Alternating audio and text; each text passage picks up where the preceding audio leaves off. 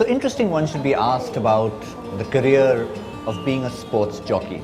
There are so many different names that it's known by. One is of course to overall call it that.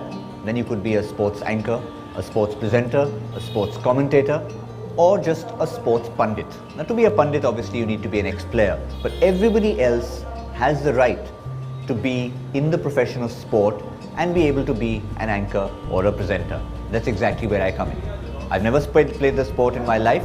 Yes, maybe in school a little bit, but otherwise I'm not a professional sports person. Yet, for me, how did I get into it?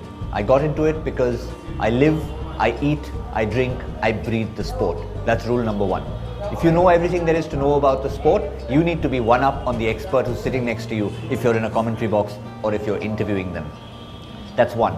Secondly, you really need to be able to know what your role is. You have a particular role to play. Your role is not to be the expert. If I'm not on camera, I might be able to say that, okay, Virat Kohli is playing with a elbow is right or not right. But on camera, I won't say that. In social conversation, we can.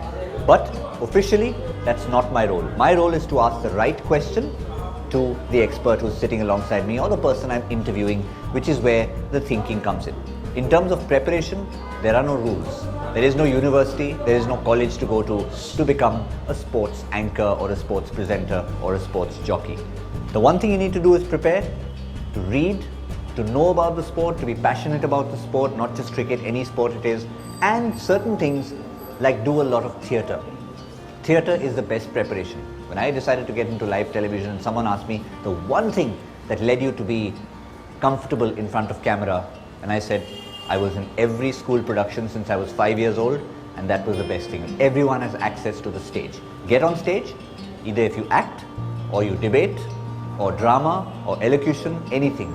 Get in front of people, and then you'll realize that that's where your fear of the camera is gone, and you're the best preparation for getting into any field in front of the camera, even on radio, or even if you want to write about the sport.